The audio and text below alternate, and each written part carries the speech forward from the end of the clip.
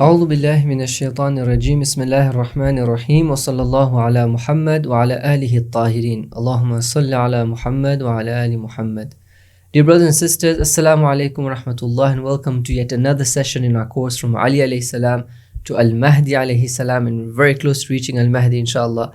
So this is the 21st session of our course, and we're going to continue a discussion we started in the previous session. So in the previous session we tried to look into a sort of system and organization that was set by the Imam across the Islamic empire, and a system they were controlling and were fulfilling their roles through their representative, and this is what we call the system of representatives. So we mentioned that the Imams had certain roles. They had very important roles to carry out in terms of guidance, in terms of protecting the deen, in terms of doing tarbiyah of the people, and so on, in terms of collecting, for example, the religious dues that the people had. And in order to carry out these actions, the Imam, being one person, cannot do it directly throughout the whole empire, from the east of the empire to the west of the empire. So obviously he needs helpers. He needs what we term Ansar. And so this is the Imams, starting from the time of Imam Sajjad, very slowly Imam Baqir, and then settled properly at the time of Imam Sadiq onwards. The Imams set a system where they would use representatives to carry out the roles of guidance and protecting the deen and tarbiyah and so on. And so we started discussing how the wukala and these companions of the Imams, how they help the Imams carry out these roles.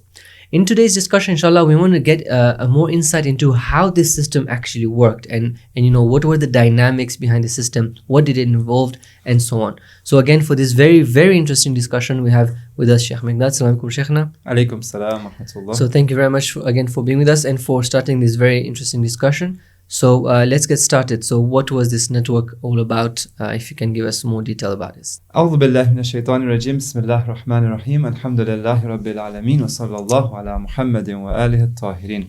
Allahumma salli ala Muhammad wa ali Muhammad wa ajil farajum. So inshallah, in today's discussion, we want to look at how this system really worked. The system, this network of representatives. Inshallah, I want to divide this discussion into two. How did it work, number one, and number two, what was required for it to work properly. And then once we looked at these, inshallah, with plenty of very interesting stories, like yesterday, inshallah, and also then we'll follow up with discussing when things went wrong, basically, because obviously it's a system that also has flaws. And inshallah, we'll look at that as well towards the end of today's session, inshallah. Right. So let's begin straight up. So the system, the network of representatives, works on a hierarchical structure, basically, right? Where kind of a pyramid, where you have obviously the Imam at the top, and then you have wukala that are the vary in degrees, right? So as remember, wukala is plural wakil. So the highest member of this hierarchy is who we call a bab. Right. This term is used mainly in the terminology of the scholars that come later on, right, where they realize that there are certain people that work happens through them mainly, right? They're the closest to the Imam. They're the top of the kind of the chain, basically the triangle, managing everything directly under the Imam. These individuals are called bab, and then after that you have wukala, so plural of wakil, in different regions. And some of these wukala are positioned in certain regions, right? They're stable wukala, we will call them. And certain wukala are mobile wukala. So they go between regions to region, reporting different things. So obviously, as a system needs to work in a way that the Imam has to have an overview of everything that happens. And that communication between the regions and exactly. So for communication purposes, for monitoring purposes, right, for reporting back purposes, there are certain wukala that are mobile wukalas that go to different regions. Checking everything. And obviously between all of that is a whole system of post office, which inshallah we'll talk about as well. So talking of Bab, we find that Manaqib talks of Bab, basically. So as you find in his book, Shahr ibn Ashub talks about Yahya ibn Tawil as Kana Babu. He was the Bab of Imam Sajjad alayhi salam. We talked about Yahya yesterday as an amazing personality. So Kashi, for example, talks about him. كان قال أما يحيى بن أم طويل فكان فتوة. He was a very noble personality, right? Very amazing personality. كان إذا مشى في الطريق, when he would walk on the path, وضع الخلوق على رأسه ويمضغ اللبان. He would chew gum. ويطول ذيله, when he wear long coat. Basically, he was a kind of a personality, right? And he would go into Kufa and really spread about this message of the Ahlul Bayt. And he was killed by the Banu Umayyah very badly, right? His arms were cut, his legs were cut, and he was martyred very brutally. He was termed as the Bab for Imam Sajjad alayhi salam.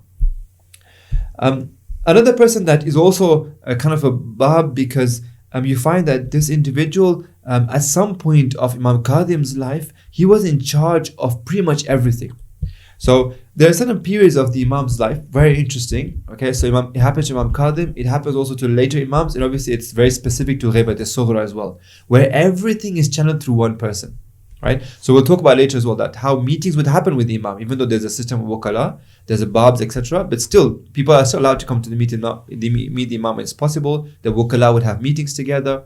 However, there are certain points of time where, because of certain circumstances, these Babs were in charge of pretty much everything. So Mufaddal, we talked about him yesterday as well, an amazing personality. Mufaddal, at one point, he's actually the Bab for Imam Kadhim alayhi salam. So Kashit is reported that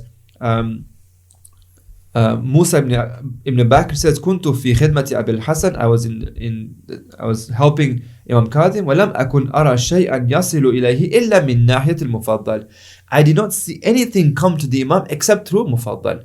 Very interesting. وَرُبَّمَا رَأَيْتُ الرَّجُلِ يَجِيءُ بِالشَّيْءٍ. And so sometimes a man would come and give something to Imam Kadhim, فَلَا يَقْبُلُهُ, the Imam minhu. The Imam won't accept from him, right? وَيَقُولُ أَوْصِلْهُ إِلَى الْمُفَضَّلِ. He would tell this person, whatever you brought for me, whatever you're coming with, go to Mufaddal, right? So the Mufaddal becomes the Bab for the Imam, basically, that nobody comes to the Imam very short period of time except through Mufaddal ibn Umar. Mufaddal, a great personality. Again, in Ghaibat al-Tusi, we find again the same concept that people bring from Medina mal, right, for money. فَقَالَ رُدَّهَا فَادْفَعْ إِلَى الْمُفَضَّل. Take this back from me, right, and give it to Mufaddal. So what's the reason why Imam doesn't allow others to speak to him and sort of only makes his communication exclusive with Mufaddal? Because of the pressure, mainly because of the pressure of the Banu Umayyah at that time. Remember, especially during Imam Kadhim time, right? We said, right?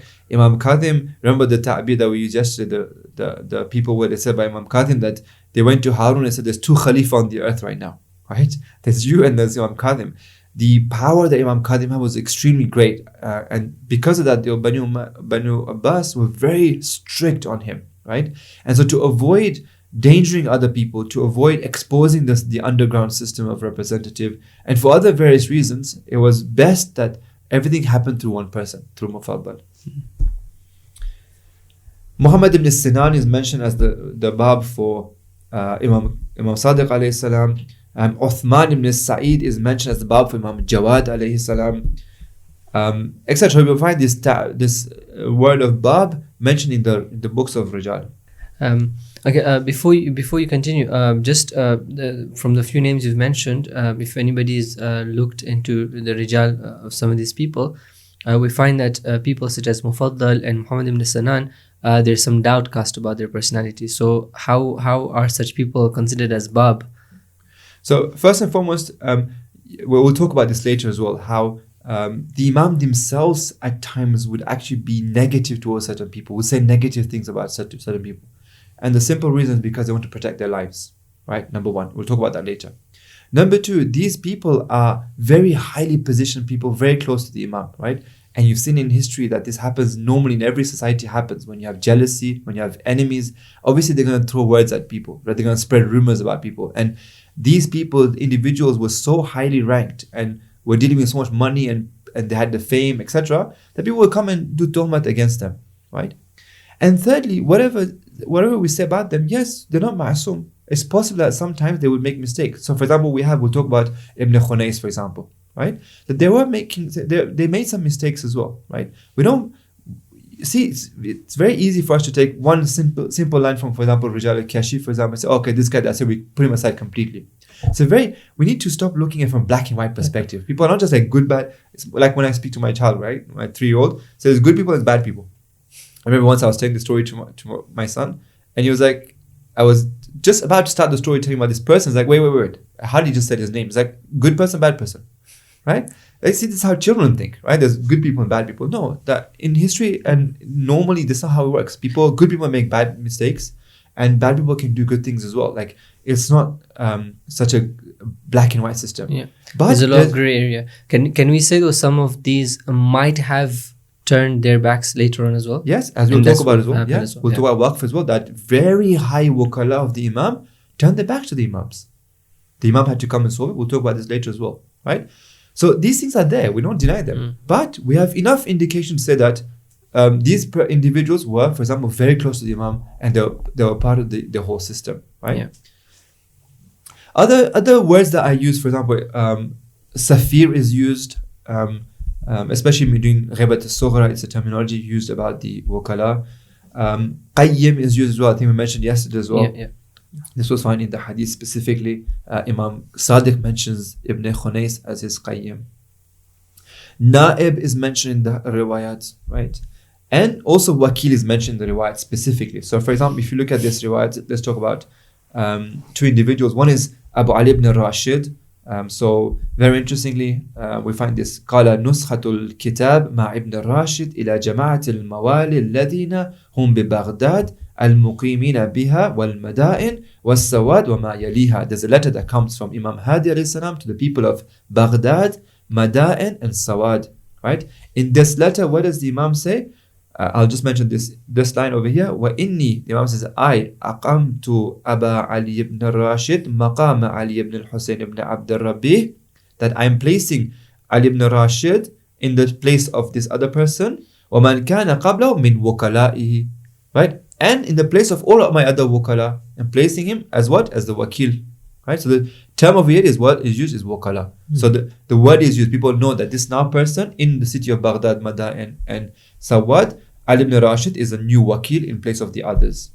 In the time of Imam Hassan Askari as well, Uthman ibn Sa'id, again, amazing personality. We find that فَقَالَ لَهُ سَيِّدُنَا أَبُو مُحَمَّدٍ إِمْضِي يَا Uthman. He tells Uthman, go, فَإِنَّكَ الْوَكِيلُ, you are the wakil, right? This is an appointment of the Imam to Uthman. They say you're the wakil, وَثِقَةُ الْمَأْمُونَ, and you are a thiqa, and you're protecting this system, and somebody that we trust and worthy of the authority. Yeah.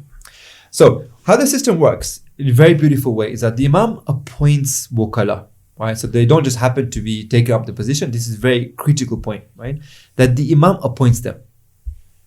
Right? It has to be an appointment from the Imam. Nobody can say that I'm a wakil of the Imam. Just it's like again that same spirit that when Allah appoints the Imam, and again here the authority comes because the Imam gives that authority. So that wilaya continues only through nas, that's direct appointment. Yeah. Exactly. So authority has to be appointed, and Imam over here comes and appoints his wukala, right? And then he also informs the people of this authority, right?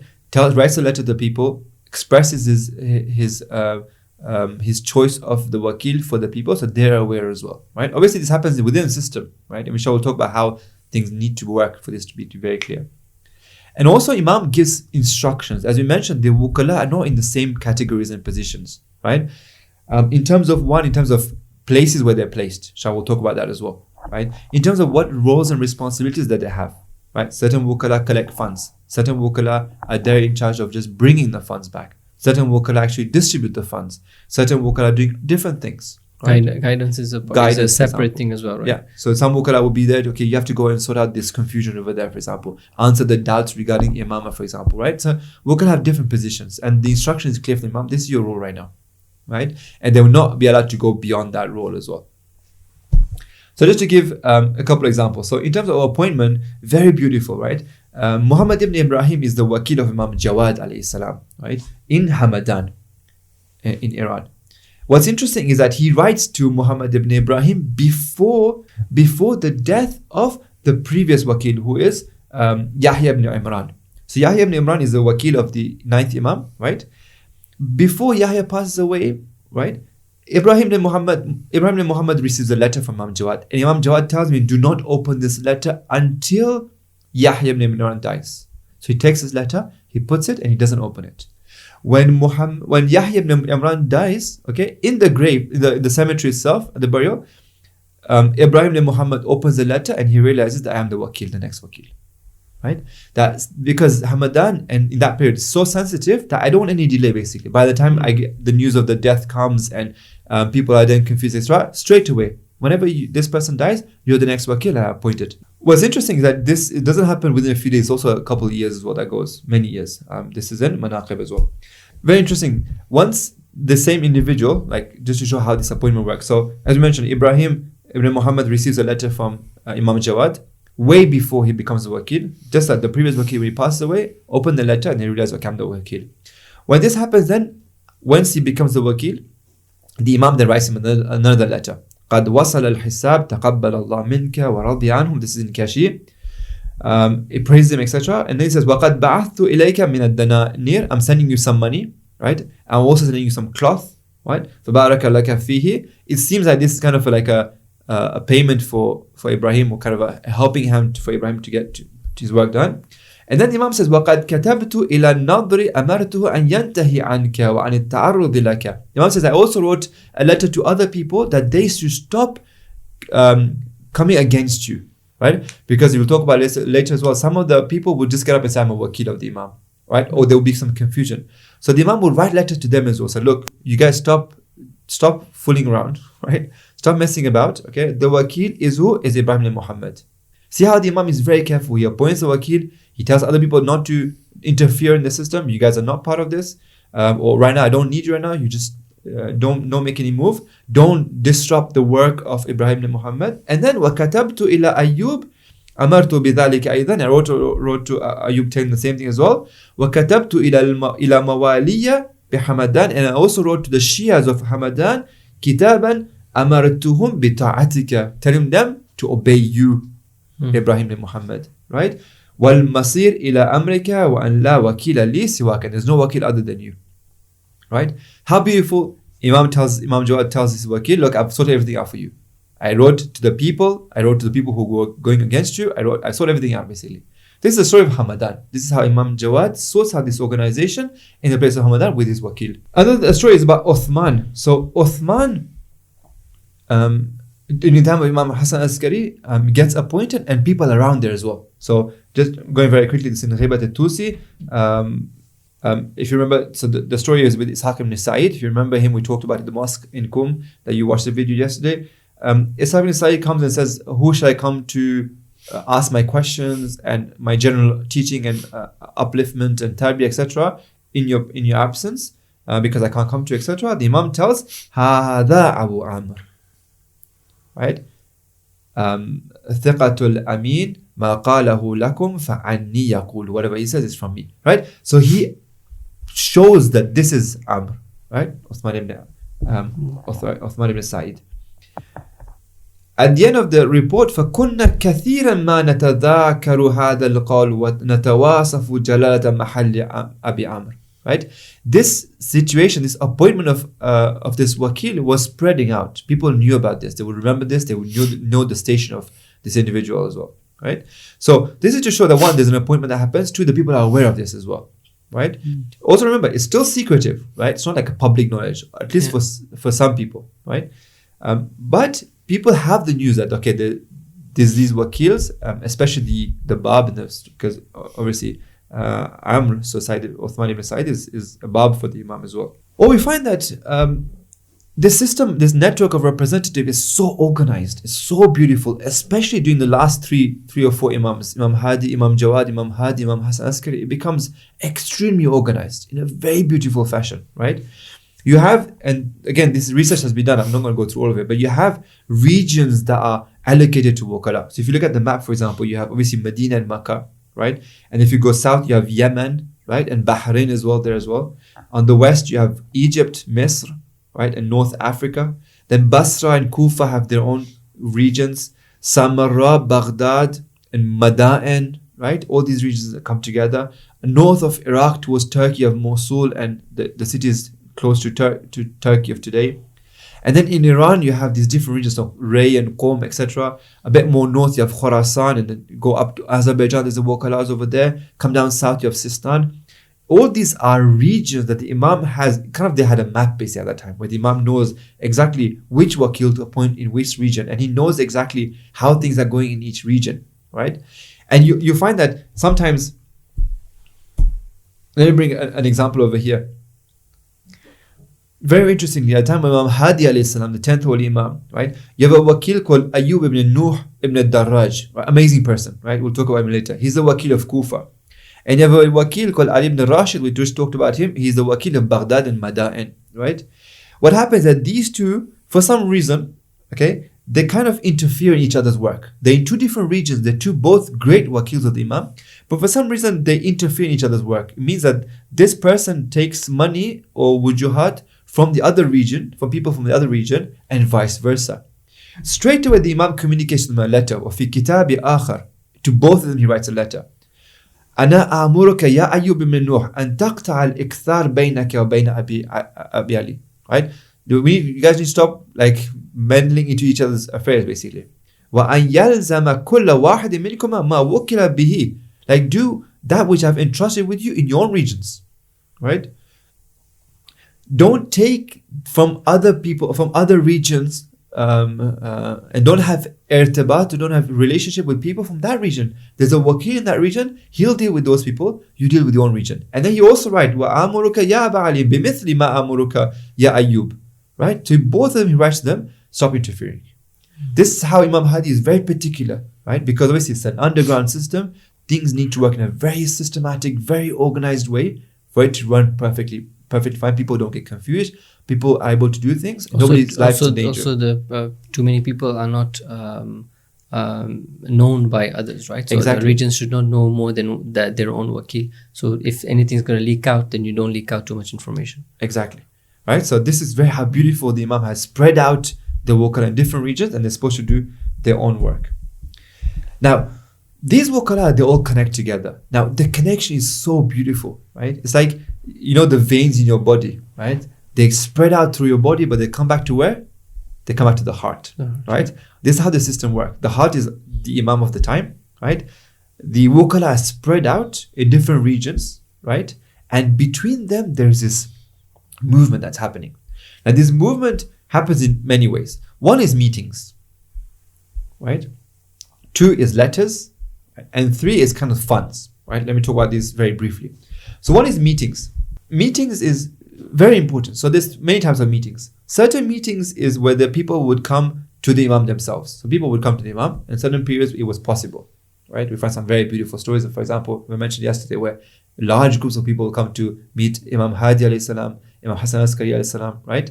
They'll be going in and out. And we were kind of waiting in a queue as well, right? We mentioned this hadith yesterday. They're waiting in a queue, waiting for the first group to finish. Kind of reminding where we went to when we go to visit Ajastani, right? Yeah. There's a few rooms, and Imam comes from one room to another, and you go from one room to another. Kind of like kind of situation exactly, right? And the hadith describe how the previous group left, and we came in, and we sat down, and other of the companions sat down, and there was a discussion of the companions that close to the Imam, the wakil that there, the present wakils of the Imam, and the discussion that happened basically. So those are one type of meeting. Then you have other type of meeting where the wukala would come and have meeting with the Imam. Right? Very beautiful meetings where they would come and there would be a wakala meeting. Right?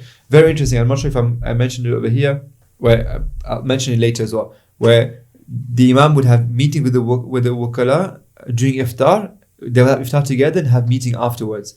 Very interestingly, the wakil says that one day because of fasting, I was feeling weak a bit. So I stayed home. I didn't come to the iftar to Imam's house.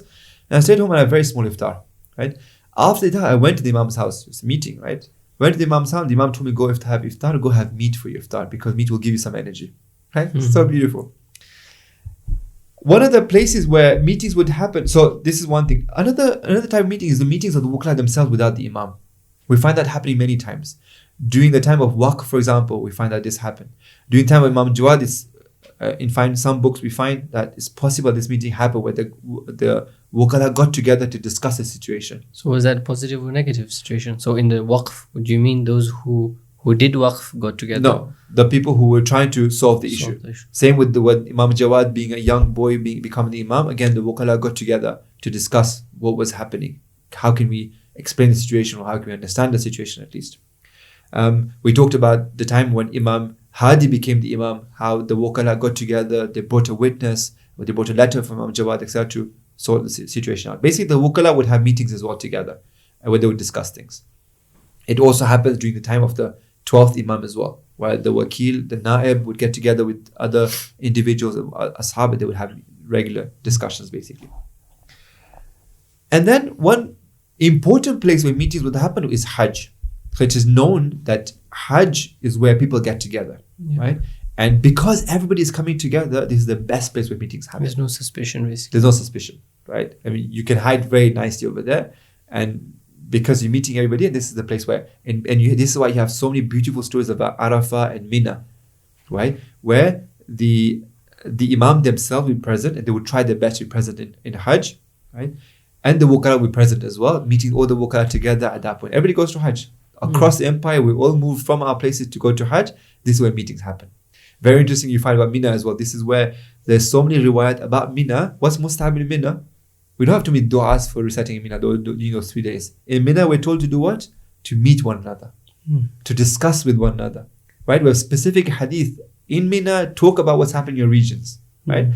So the Shias will get together, talk about what's happening. The Wukala get together. It's a chance to discuss things that are happening. So this is the system where meetings would happen. The other thing that's very, very crucial, probably fundamental for this system, is letters, right? So in order to make sure that everybody is safe, the Wukala, etc., the system that was used is the system of postage, right? So we can call it postage today. Basically, there's a massive system of post office that works. Now, the postmen can be Wukala themselves. So sometimes you have Wukala that become postmen basically. Their role is to be a postman. They would go between cities and make sure the communication happens between the Wukala and with the Imam, right? And so you have plenty of stories about these individuals that would kind of rotate around the system between cities to make sure that the letters reach the Imam. But many times as well, you find that the normal postage will be used. Some normal individual will be used to transfer letters. And this would happen normally. And sometimes it would create confusion. Sometimes it would have its own challenges, basically. But this is one of the main ways whereby letters happen. Now, letters are called tawqi'at, right? One of the words, at least, that is used is tawqi'at. Now, there's a whole discussion about what does tawqi'at mean. I don't want to go into it. But this is very, very strong. And you find this word used in hadith, that the tawqi' has reached from the Imam, for example. Just to give an example, this is mentioned in Kashi, where one of the Wakil of the Imam, his name is Ishaq ibn Ismail, Wakil of this 11th Imam, he goes to Samara with loads of letters. So he has letters from other Wukala, from the Shias for the Imam. When he comes to Samara, he cannot meet the Imam, unfortunately. Right? And somehow or the other, the Imam comes to know that he's here, and the Imam sends him a letter and writes him a long letter, a very beautiful letter. The point I want to mention over here is this, that أنه خرج لإسحاق ibn Ismail min Abi Muhammad توقيع, right? There has come from the 11th Imam a tawqi for Ishaq ibn Ismail, Ishaq ibn Ismail, etc. Who would write these letters? Sometimes the Wakil would write the letter, so the Imam had a scribe, for example, or he would tell his Wakil, you write the letter. Sometimes the Imam himself would write a letter. So for example, in Kataba alayhi salam, this the 11th Imam, if I'm not mistaken, ila Ali ibn Bilal, in what year as well, we have this, what year this letter was written. Bismillah ar-Rahman ar-Rahim. The letter is a very beautiful letter. It's a tawqi from the Imam. Wa katabtu bi khatti. I have written this with my own khat. Now this is very interesting, because one of the ways that people would decipher that this is really the letter from the Imam, because obviously you say, okay, can people like forge letters? Forge letters, yeah. You can't forge letters, right? One of the ways that people would be able to decipher this letter from the Imam, and this is why the Imam would say, for example, katabtu bi khatti, is because the handwriting of the Imam would be known. So, and not everybody would know this. The Shias normally would not know specifically which handwritten. So who would know this? The Wukala themselves. So one of the things that the Wakil, very specific knowledge that they had was what? The khat and the handwriting of the Imam. A very beautiful story. Ahmad ibn Ishaq comes to Imam Hassan Askari. دخلت على أبي الكافي دخلت على أبي محمد عليه السلام فسألته أن يكتب لأنظر إلى خطه. I told the Imam write for me so I can see your handwriting. Right? فَأَعْرِفَهُ, so I can recognize it. Right? So the Imam says, of course, then he writes in terms of that there's different types of writing, right? مَا مِن بَيْنِ الْقَلَمِ الْغَلِيظِ إِلَى الْقَلَمِ الدَّقِيقِ, right? The different types of writing. He writes and shows him, etc. And then very interestingly, Ahmad ibn Ishaq, in his mind, he tells, I wish the Imam would give me this pen, right? And the Imam also gives him this pen as well, right? فَقُلْتُ فِي نَفْسِي وَهُوَ يَكْتُبُ, I told myself whilst he was writing, أَسْتَوْهِبُهُ الْقَلَمَ, I wish he would, or I would ask him to grant me, to give me this qalam, and the Imam then gives him the pen. But just to show basically, so the wakil goes to the Imam and says, can you please write something? I want to see your writing so I can know your khat, I can recognize your handwriting. Yeah. This is very important. Another thing is the stamps, obviously, of the Imams. The Imams had specific stamps, and you find that when the wakil would receive a letter from the Imam, he would first check, is this from the Imam or not? Very interesting. For example, we have one where the wakil, we'll talk about this as well, Jabir ibn Ju'fi, when he receives a letter from the Imam, he first looks at it, makes sure he knows, he double checks it, this is from the Imam, yes, it's come from the Imam, then he takes it, kisses it, respects it, opens it with a lot of love and affection. Very interesting, in the time of Imam Zaman alayhi salam, there's a guy called Ahmad ibn Hilal, right? He's a Sufi, he's condemned by the 12th Imam in a letter, right? And he's cursed very severely for very negative kind of asceticism, basically. The Imam cursed him because he's a big guy, and like these ascetics usually are like, they've got signs of piety, right? Yeah. Apparent piety. So people start doubting whether, maybe, like, are we not sure did the Imam really curse him or not? The Imam writes a second letter, right? In which he said, it's a longer letter as well, where he confirms that yes, this guy is being cursed by me. And then he tells in this letter, this is in Nikashi as well, فَإِنَّهُ لَا عُذْرَ لِأَحَدٍ مِّن مَوَالِينَا فِي التَّشْكِيكِ فِي مَا يُؤَدِّيهِ عَنَّا ثِقَاتُنَا. Right? There shouldn't be any excuse for any of the Shias, any of our Shias, that they should doubt that what has come to me, to them through my representatives. Right? Why they shouldn't doubt? One of the things is because my khat is clear, my handwriting is clear. Right? The wakil has told, this is from my handwriting. Right? So there's no reason for you guys to doubt. In terms of the content of the letters, so what kind of content would the letters have? So you have, I'll mention the list over here. Obviously, for each of them we can give examples, but we'll skip that. So one of them, and we talked about before as well, is letters to the wakil appointing him as a wakil. Right? Another is giving instructions to the wukala, okay, of their positions and what their responsibilities and tasks are. One important content of letters to the Shias and to the wukala is to answer questions. Now, these questions sometimes are ahkami questions, so fiqh related questions. Sometimes they're questions related to belief, etc. So different people write to the Imams about their questions they have, and the Imam will reply to them. And we have so many beautiful examples of this, right? If we had time, we'll open these questions and the answer the Imam will write to them. Sometimes we have letters, tawqi'at with instructions. So very interestingly, if in last month, in the month of Rajab, if you read all the du'as, there's 2 du'as that we have, which are tawqi'at min nahiyat al-muqaddas, from the 12th Holy Imam, right? They're letters from the Imam. So the word tawqi is used specifically for letters coming from the Imam Mahdi, not for any Imams? No, it's also used for the Imams. For the Imams. Yeah. Okay. You have letters to confirm the receipt of khums. Very interesting. So like, just like you give a receipt, basically, there's a letter saying that I have received what you sent to me, right? So this is important as well. You have letters about the different sects and different ideological issues that come up, where the Imam, for example, would curse somebody very strongly, right? So this person is doing something really bad. He's not supposed to be doing this. Or for example, revealing certain things about people that are wrong. Or for example, distancing himself with certain people, saying, this person is not my wakil anymore. I distance myself from him, right? Telling people off as well. We have letters where the Imam will write something and say, stop doing this. For example, we saw when there was ikhtilaf between the wakil in Mada and in Kufa. The people will sometimes ask for du'as, the Imam will reply.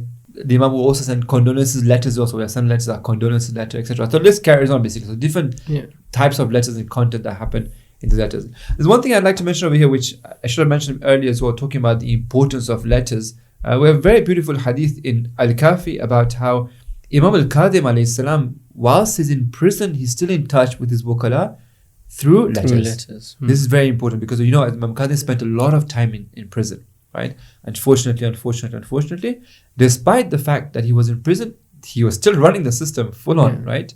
And one of the ways he was doing this was through letters. So we find, for example, that Hussein ibn Mukhtar says, قال خرجت إلينا ألواح من أبي الحسن, right? وهو بالحبس أهدي إلى أكبر ولدي, etc. Tell me what to do and what not to do, basically. This is from Imam Qadir alayhi salam. This system obviously has its own challenges and stuff, right? So we talked about this post office challenges, right? So we talked about, for example, yesterday we mentioned the story of Zakir ibn Adam. We said that two messengers come to Zakir ibn Adam, two postmen come to Zakir ibn Adam saying that we want to collect khums, and because there's an ikhtilaf between them, Zakir ibn Adam refuses to give anything to them. He's suspicious about it. Yeah. Exactly. So they go back, they tell the Imam sends another person then, and he goes and collects it, right? There's a very beautiful story, just to give another example, whereby a person is given, I'll mention it very briefly over here, I'll come back to the story later on as well. One of the postmen of the Imam, one of the servants of the Imam, is given a stick. It says, take this stick to my wakil. The person takes the stick and he rides towards the wakil. He reaches a street, a very narrow street. And in this street, there's a guy with a donkey who's blocking the path. Right? Gets angry at him, says, what are you doing? He takes a stick and hits donkey with it, right, to get him moving.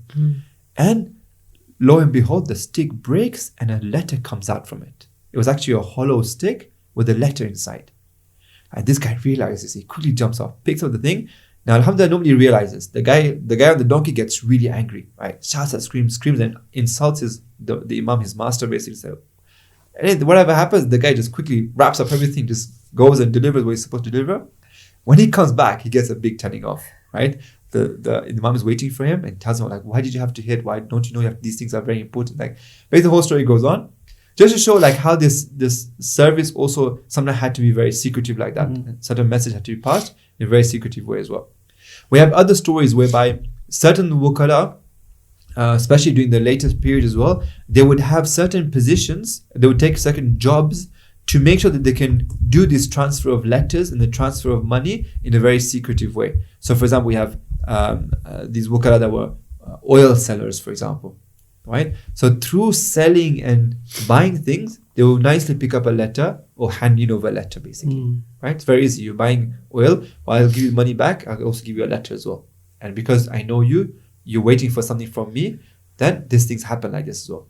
So the post office system has different ways. It's official postman as well, and there's the secret. So we find that sometimes even a lady is used to bring letters. Nobody will suspect a lady, for example, to carry on a letter from the Imam to one of his wakils. So this system of letters is very, very important. And we have a list of these tawqi'at. So are many of them preserved until today? You'll be surprised, yeah. Above 50, 60 letters. There's books written specifically about the letters from the Ahlul Bayt. And what about their authentication? So certain that we can verify them, certain we can't go back to the whole science behind verification of these things. But many of them are like, we can't doubt them, basically. They've been preserved in very reliable books. Regarding the transfer of funds, right? Again, this is something important as well. So funds are transferred in different ways. One of the ways that it's transferred, as I mentioned, the wakil himself gets up and brings it to the Imam. Or the people themselves many a time. So we find, for example, in Khurasan, a group of people will come.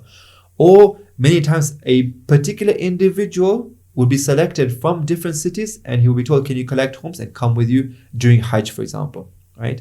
And so we have plenty of stories about how groups of people would come and they would present their wujuhat, there's homes, zakat, Islamic funds, to the Imam or to the wakil. And the wakil would then bring it to the Imam in different ways and forms. And obviously, this channeling will happen both ways as well. Sometimes the Imam himself would send. So just like we saw the letter, for example, to Ali ibn Rashid, sends not just money, but also a piece of cloth, for example, for the wakil himself. Interestingly, we have other ways as well where money is transferred. So for example, we have certain places where people, when the Imam would need money, people will be available for it. There's a very beautiful story. This is mentioned in Kashir about Mufaddal. The hadith is on the screen. I'll just summarize it. So Mufaddal is a very, in Farsi they say khaki, is a very humble person, mingles with everybody basically. So some of the older companions kind of like the holier than thou companions, they complained to the Imam that Mufaddal has lots of these friends that are pigeon sellers, and they're like kind of the bazaar people, basically, like normal people that don't really take care too much about the religion, basically, right? So very interestingly, the Imam then writes a letter to them and says, give this letter to Mufaddal when you go visit him. So they come to the house of Mufaddal and they hand this letter to the Imam, from the Imam to Mufaddal. Mufaddal opens and summarizing very briefly and says, interesting, the Imam is saying that we need a very big amount of money right now. You guys are companions, please arrange this money right now. It's urgent. So these guys look at each other. I was like, you're talking about a huge amount right now. Like, we're not going to be able to gather this amount right now. So Mufaddal smiles. So it's okay. Makes dinner for them, right? So that makes dinner for them, says, serves dinner for them. So you guys eat dinner, I'm coming back in a bit. He goes to those pigeon sellers and his friends from the bazaar. He says that the Imam has said that we need a certain amount of money. It's a big, large sum. I need it now. So they said, go home, we'll bring it for you. He goes home and these guys come within very quickly. Before the companions, the big guys finish their dinner, these pigeon sellers are there with the money. And when they see these companions, they realize that, we made a mistake. Very interesting story. The point I want to cross over here is that this is how sometimes when the Imam requires money in certain places, the individuals are ready to help out. Another way that money is transferred as well is through what we call sayrafi. So during that time, because obviously now the empire has increased, obviously security is a very important issue as well. Sometimes when you would go between cities in the roads, you get thieves, right, who steal money, etc. So that's a system of sayrafi, right? Sayrafi is where I would collect some money from you and I would appoint somebody else elsewhere to give you that money, basically. Yeah. So you have money stored in a certain region. Exactly. You collect over here and you tell him to take from your money and give it over there. Yeah. Standard money transfer. I don't want to use names of companies that we know today, but standard money transfer from one country to another country, basically, where you collect from, you give in one country, you get in another country. Yeah. So you have these. So this was also used as well. We have certain companions that were actually sayrafi, right? And the Imam would use them as well. Very interesting is the story of Ali ibn Yaqtin as well. So the Imam would have particular people positioned in very high level governmental levels. And one of the things that they would be useful for, we'll talk about Ali Yaqtin, don't worry about it, we'll talk about it in a bit. Okay. One thing that would be very useful is for this money transfer, basically. And so this is why you find that many times the house of the Imam would not have any money. On one side, you find that the people are saying that there's 2 Khalifas because of how much money is collected, right? At the time of Imam Kadhim, there's so much money going in and out, but the house of Imam Kadhim doesn't always have too much money in it, right? So one of the reasons is because money is transferred. It doesn't remain in one position only. It's very quickly distributed, it's very quickly collected, it's collected in a specific way that there's not necessarily so much transfer of money as well. Okay. So this is the importance of this transferring of money as well that happens in this very beautiful system that Imam has in place. Lastly, before we carry on to the next point, is that the Imam would be very careful to take care of his wakala. This is a very important point as well. We mentioned this yesterday briefly, so I want to come back to it as well, that this system obviously needs money. A system, such huge system, requires money. Post office don't come for free, right? The wakala also need to eat and have their own bread and butter, etc. So you find that the Imam were very careful to take care of their wakils as well. So you find that they would also help their wakala, not in terms of just finances, but in terms of different things as well. So for example, we find that the Imam would give them, one of the things that you find very often is the gift of kafan. The Imam would give them their kafans, right? That seems a bit, asking for their death, no? No, today's world, if you give somebody a... No, on the contrary. In fact, many people, when they come to Ziyarat, for example, over here, they buy kafan, they touch it with the dharih of the Imam. It has tabarruk, it really is useful. And like, let me just share one very, very beautiful hadith. This is about Abu Hashim Ja'fari, one of the wakil of the Imam. He actually is imprisoned, right?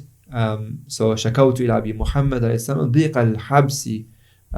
So he's in trouble basically. Because of that, he doesn't have enough money, but he feels shy of asking the Imam for some help. The Imam, so he says, فَأَرَدْتُ أَنْ أَتْلُبَ مِنْهُ دَنَانِيرَ فِي الْكِتَابِ فَاسْتَحْيَيْتُ. In my letter to him, I was going to write to him that I need some money, but I felt shy. I didn't write anything. the Imam sends him some money and said, don't be shy, like we're taking care of you guys, right? So the Imam is very, and we mentioned the story about where the Imam would tell the companion that have iftar with meat because it'll give you some energy. So you find many different circumstances where the Imam would grant gifts to the wakil as well to make sure, because he takes care of these wukala. I mean, the Imam wants the best for everyone. That's the beauty of this thing, right? For the wakil, for the people. That's why this whole system is there for Islam, for the Muslims, right? For the growth of the Muslim. This is the main point. So this is an important thing because, you know, you took us from an idea of the Imams being people who sit in their houses and, you know, just doing ibadat and zikr and not caring about the world, to an Imam who's, you know, controlling a whole empire. So it's important for us to realize that even what he's doing this, but again, what's the purpose? He's not a businessman. He's not a person who, you know, who has a corporate and he's after money. He's trying to perform his actions and his responsibilities towards the people. The role that we talked about. The roles that we talked about. And all this is through that mercy that they have for the people. Rahmatan lil alameen. All of them are like that, and they want guidance for the people. But obviously the world necessitates that, you know, people who are poor, they need to be given money, charity, and so on. So these are really important. Okay, so before we continue, inshallah, let's take a short break. So brothers and sisters, inshallah, we'll be back in a few moments to continue and finish off this very interesting discussion.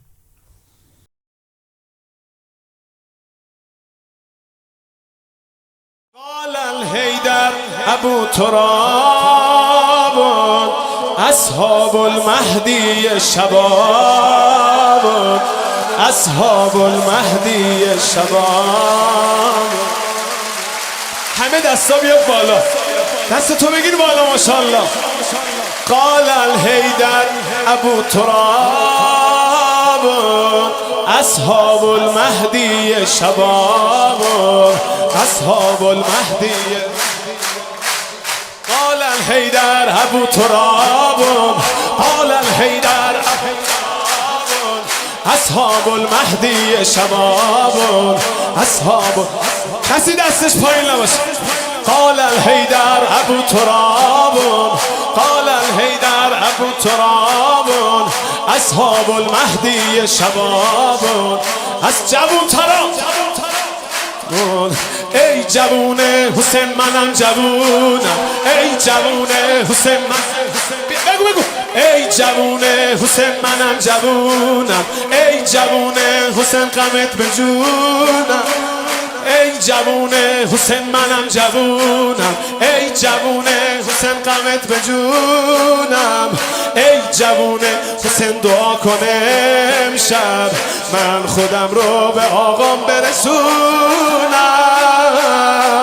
دعا کن که تو بینشونیم بیاد، دعا کن که توی جوونیم بیاد، دعا کن که بی پرده نور رو ببینم، دعا کن که صبح ظهور رو ببینم.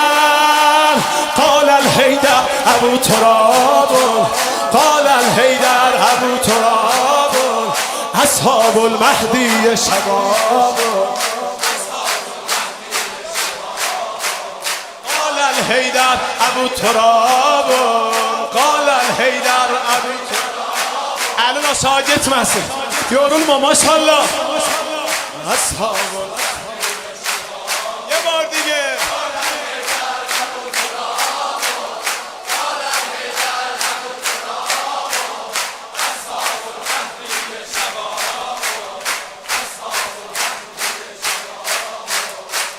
جوون حسین منم جوونم، ای جوون حسین غمت به جونم، ای جوون حسین دعا کنم، ای جوون حسین منم جوونم، ای جوون حسین غمت به جونم، ای جوون حسین دعا کنم من خودم رو به آقام برسونم، من خودم رو که بینشونیم بیاد، دعا کن که توی جوونیم بیاد، دعا کن که بی پرده نور رو ببینم، دعا کن که صبح ظهور رو ببینم قال الحیدر ابو تراب قال الحیدر اصحاب المهدی شباب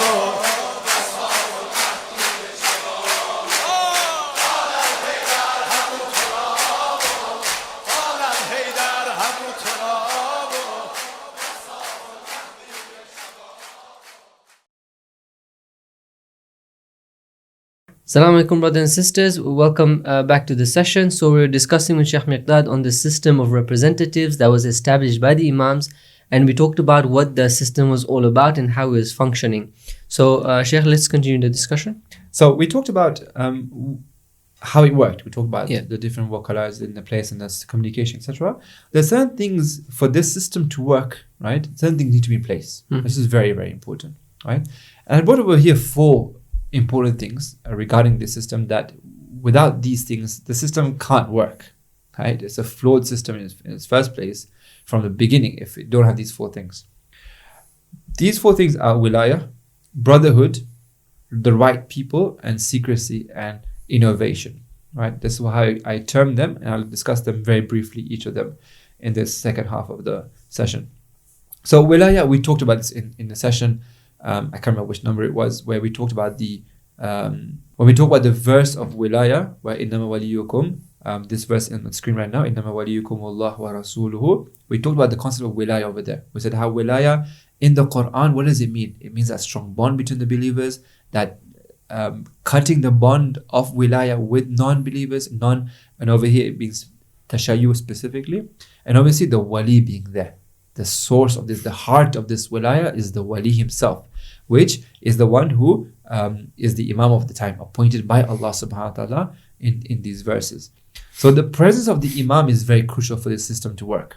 So this system runs on wilaya basically. That vein, that oxygen that goes through the whole system is the system of wilaya, right? And again, I strongly encourage the believers, brothers and sisters, to go and really research about this concept of wilaya. Pick up the book that we talked about. So Ayatollah Khamenei's book that recently was published. The recent book by Ayatollah Khamenei on theology. He talks about wilaya over there. The different books that are out there. This concept of wilaya is crucial. And you find hadith about this, right? That which bonds people together is wilaya, right? So you need this authority, right? This identity is wilaya. This system is worked by the leadership of an imam, of a ma'soom imam, who is the wali of Allah subhanahu wa ta'ala. So this is crucial for this system to work. And you find that this system then requires brotherhood. This brotherhood, in fact, is the same as wilaya. I just put it as a second thing, but it's actually the same. We talked about wilaya in the Quran. We saw how it's one thing, right? The wilaya of the Ahlul Bayt channels itself through that brotherhood and sisterhood that people have, right? And so you find that there are numerous, like plenty of hadith where the Ahlul Bayt would strongly encourage the believers to get together. Yes, so you ask me, if it's such a secret underground system, how do people know about it? Through this wilaya. Through this. It is through wilaya that everything is working fine, basically, right? When people get together in their house. So look at this hadith, for example, on your screen right now. So just one example of so many riwayat where Khaythama, Muskar ibn Khaythama, he meets Abu Ja'far alayhi salam, so Imam Baqir alayhi salam, they're meeting, gathering, etc. When he's about to leave, the Imam tells him something very important. Now remember, this guy is from a distant land. The Imam tells him, I want you to take a message for the Shias, right? فَقَالَ يَا خَيْثَمَا أَبْلِغْ مَنْ تَرَى مِنْ مَوَالِينَا السَّلَامِ. Give my salams to our Mawla. Look at the word that you use, right? Mawalina means our Shias, right? Those who take us as Mawla. وَأَوْصِيهِمْ بِالتَّقْوَى. Allah, tell them to have taqwa and to help the poor. Make sure that they're helping each other between themselves. They're very close. وَأَنْ تَلَاقَوْا فِي بُيُوتِهِمْ. And make sure that they meet in their houses. فَإِنَّ لُقِيًّا بَعْضِهِمْ بَعْضًا حَيَاتٌ لِأَمْرِنَا. Because the meeting of each other brings hayat to our amr. Right? So one, meeting in houses. This is crucial. Shias need to meet in the house. When they're a minority, when the mosques are not in their hand, they can't do everything in the mosque they want to do. Right? The place where they have to meet is homes. That's why even today we encourage the people, the believers, get together in your house. Yes, we have Islamic centers, we have mosques, we meet there as well. But the jalasat, the gatherings of the believers in each other's houses is very crucial. It's got that closeness to it, right? You go to people's house Yeah. and it really strengthens that bond. But with ihya amruna. Now this word amruna is very specific. It comes a lot in the hadith, right? It comes referring to the wilaya of the Ahlul Bayt. Yeah. Right? Not just the wilaya that we should love the Ahlul Bayt. At that time, this is a very important point. At that time, even the Ahlul Sunnah would love the Ahlul Bayt. Even now, actually, I'm not sure why I'm saying that. Even now, majority of Sunnis love the Ahlul Bayt. Our discussion is not about the loving the Ahlul Bayt. This is in the Quran specifically, very black and white. The thing that differentiates the Shayyu' with the other sects is this idea that amongst the Ahlul Bayt there is a specific appointment by Allah, and obedience to them is the key, basically. Exactly. That which differentiates is this point, Yeah. not the love of the Ahlul Bayt. So when you say that to revive our amr is not just love of the Ahlul Bayt. That everybody has. All Muslims have this.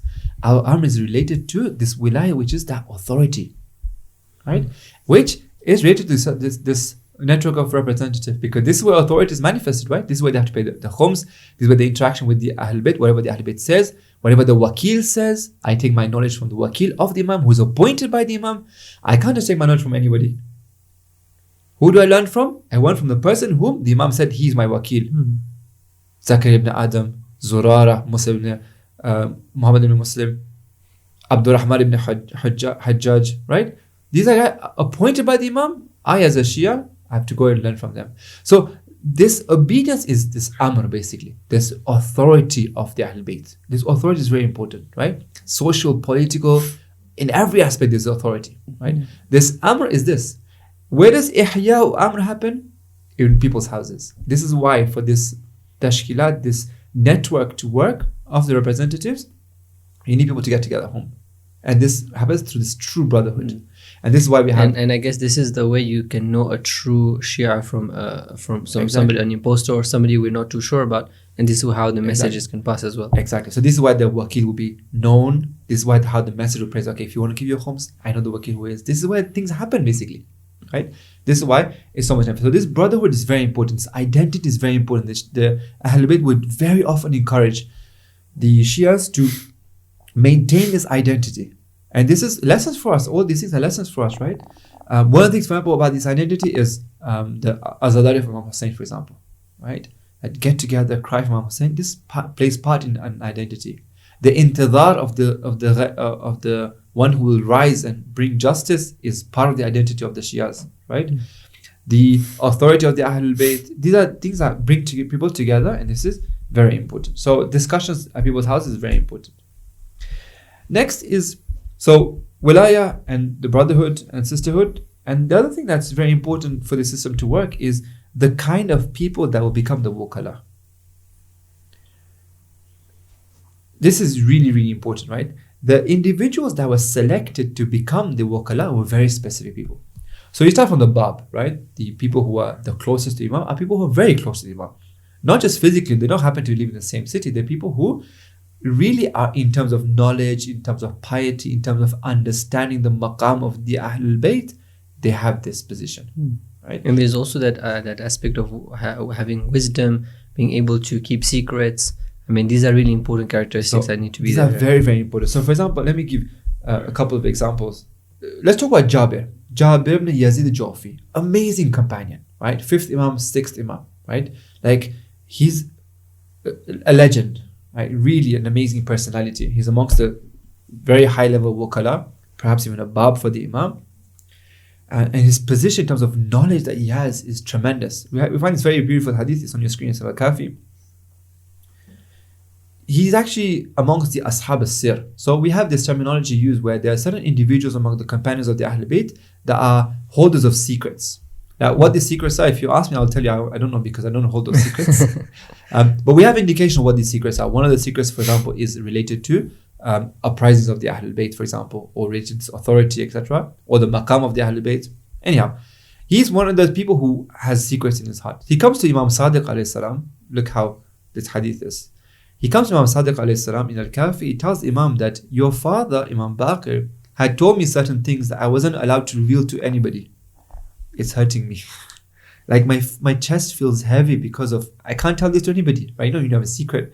You want to tell people, right? So he says, do I have permission to say? Nah, your father's you, the Imam. Can you give permission to say? And Imam Sadi says, no, you're not allowed to tell anybody still. He says, you know what? Go dig a well, go dig a hole.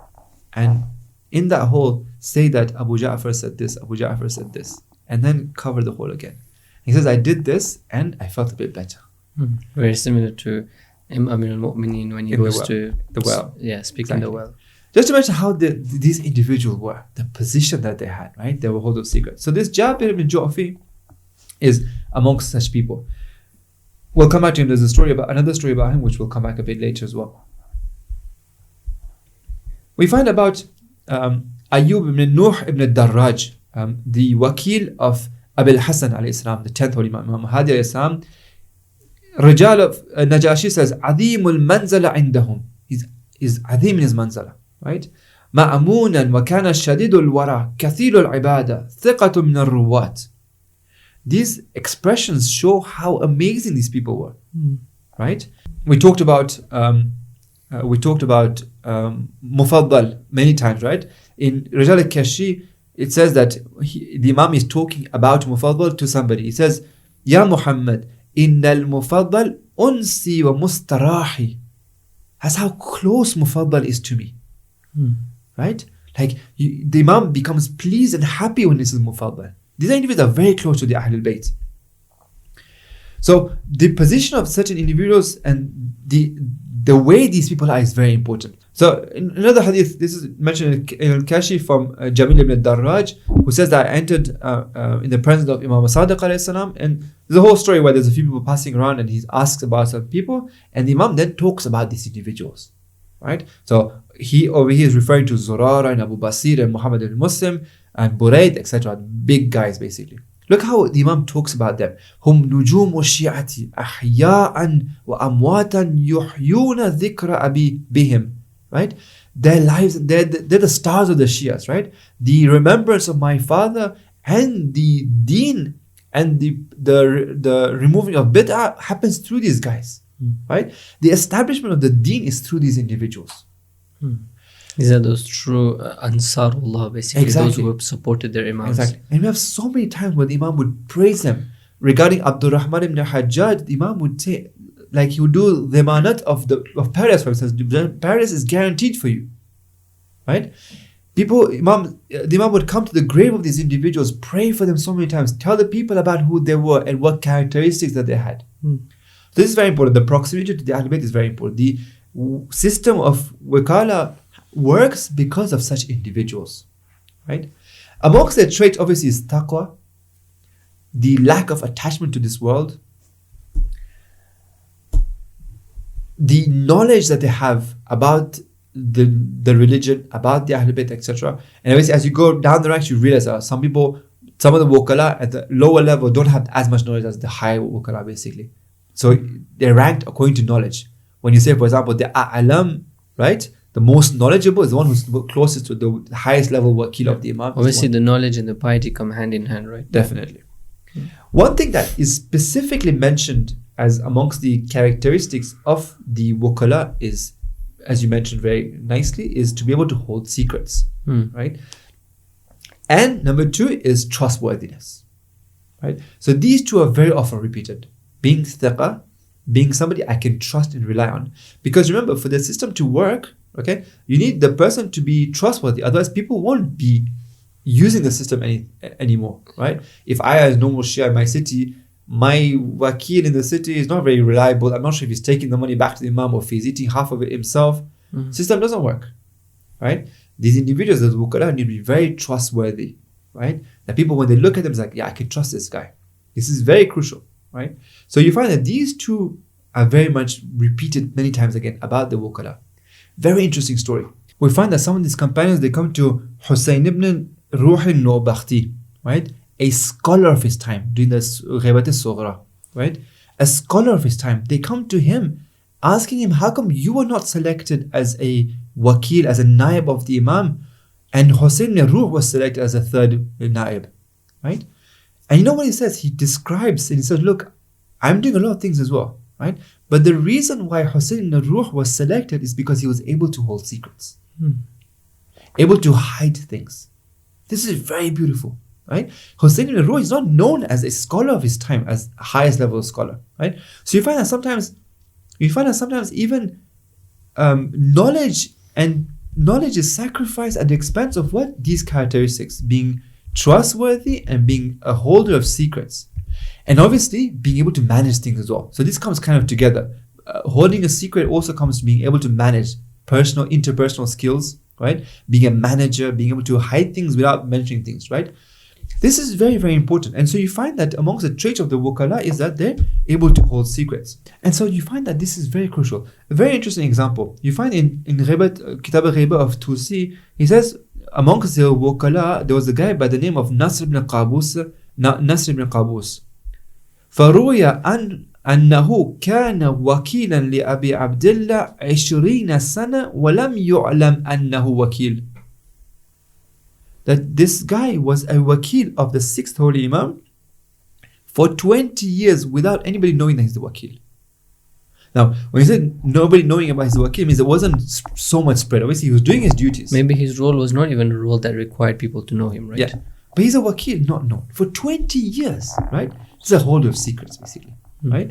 This is how وَكَانَ خَيْرًا فَاضِلًا. Like he was a great individual. It's an amazing trait, because sometimes you want to show others that, I'm trusted by the Imam. It's sort of that self wanting to show itself that, I have this position. But even that, they're able to control their nafs so much that they don't boast about the position that they have in this whole system. And so this is why one of the things that you find that is essential for this system to work, okay, and move on to the last point, is secrecy, right? This system, now that you've seen everything about the system, right, and why we created the system, and how it works, etc., you realize that if the system is an open system, okay, it'll never work. Yeah, right? It's bound to fail. It's bound to fail, right? The system, for it to work, and we know how important it is, because the Imam has to play his role as the Imam, right? For the teaching of the religion, protecting of the religion, tarbiyah of the people, for collecting the homes, for the hukumat to happen, for the hujjah to be there. The system is important to be there. The system cannot happen if it's open, because you have enemies that want to destroy the system, right? And this is why the Ahlul Bayt select individuals that have these traits of being trustworthy and of being able to hold secrets. And this is why the Imam are so particular. Yes, you won't believe how particular they are about this, that you should not reveal to anyone about this. Secrecy and taqiyya is essential in this. So this really puts into perspective, because often when you talk about taqiyya and secrecy, we feel like there is a personal fear. Why would Imam be fearful of his life? But it's not about his own life or some other people's life. This is the life. This is a matter of guidance and misguidance, exactly, right? For Imam to be able to guide in this scenario, losing his life is not the right thing. He needs to be alive and he needs to manage this whole system. So here, when he wants to protect his life and the lives of his companions, is for that greater good, is for that guidance, is for the system to work, for the Shias to grow, for the truth to be spread more and more. It's not about cowardice. It's about actually courage and doing the right thing, basically. Exactly. So big wisdom behind it. Exactly. So it's for the greater good, basically, right? So yes, things should be hidden, right? And because it's necessary for the system to go, for the whole system to work across the 200 years, we need taqiyya to happen. And this is why if you were to open the books and the riwayat about taqiyya, you would be surprised. Amongst the most fundamental things that is specific to tashayyu is taqiyya. We've always lived as a minority across the centuries, right? And this minority cannot survive if everything was so open. I'm going to show you a few things right now, that how much taqiyya was necessary to happen in the system. We talked about Jabir ibn Yazid al-Ju'fi, right? Amongst the great companions of Imam Baqir, Imam Sadiq. Yeah. Nu'man ibn Bashir reports that كنت مزاملا لجابر بن يزيد الجوفي فلما أن كنا بالمدينة دخل على أبي جعفر ووده وخرج من عنده وهو مسرور حتى وردنا أخرجه, etc. So basically they are going with Jabir, right? And they go to the house of the Imam. They reach Medina. So it looks like they're going to Hajj, basically. In any case, they reach Medina after Hajj. They enter in the presence of Imam Baqir. He goes to Imam Baqir's house. He spends some time with Imam Baqir in his house. When he comes out, Jabir is very happy, right? Then when they were back to hometown, which is Kufa, right? They're going back to their hometown. On the way, Jabir is happy, laughing, making jokes, right? Like he just met the Imam for a few days. He's like joyous. Jabir is Jabir. Ibn Yazid al-Ju'fi. May Allah have mercy on him and be pleased with him and makes us like him. He receives, on the way to home, a letter is received to him, right? He looks at the letter, checks it's from the Imam. It is from the Imam, kisses it, opens it. As soon as he reads it, he closes, puts it in his pocket, and the mood changes. Remember, Jabir at this time is a scholar, right? Is a recognized, reputable scholar. White beard, alim. Mood changes, but he doesn't say anything. They reach Kufa. This companion, Nu'man ibn Bashir, says the next day when I came to visit Jabir, I saw that Jabir is wearing torn clothes. He's dealing with children, playing like a child. I asked him, what's happened? He says, we don't know. Jabir seems like he's lost his mind. And over a few days, this happens. And he goes across town that the great companion, the alim of the time, Jabir, has lost his mind. At the same time, the Banu Umayyah appoint a new government in Kufa. An instruction comes to this government that there's a person called Jabir. He's actually amongst the Wakala. You need to catch him and send him to Sham. The government receives this letter. He asks around. They say, no, don't worry about it. Allah solved it for you. Like the guy's gone crazy. He says, no, I need to go check. He says, I went myself. I saw Jabir. The guy looks like he's gone crazy, basically. Writes to Sham and says, don't worry about it. Okay, I don't need to send him. The guy's gone crazy. He's no danger to you. After this, suddenly, Jabir puts back on his own clothes and is back to normal. And so you realize, and he himself narrates him. You have different, this is what was in Kafi. In Kashi as well, it's reported the same thing as well. That he then narrates himself and says, the letter that I received from the Imam, but the Imam instructed me to act crazy for a few days. This reminds us of Bahlul, sort of, right? Kind of thing, yeah. So we know Bahlul to do this kind of thing. Exactly, right? He says, it was difficult for me, but I still did it. And this is how his life was preserved. And we have plenty of hadith like this, where the Imam would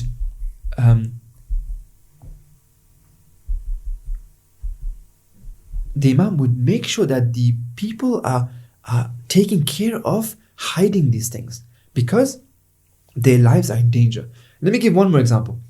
Between the year 282 and 288, the Abbasid Khalifa Mu'tadid, through his wazir, his name is Ruz Husseini, he actually finds a person who knows the names of the Wukala of the Imam.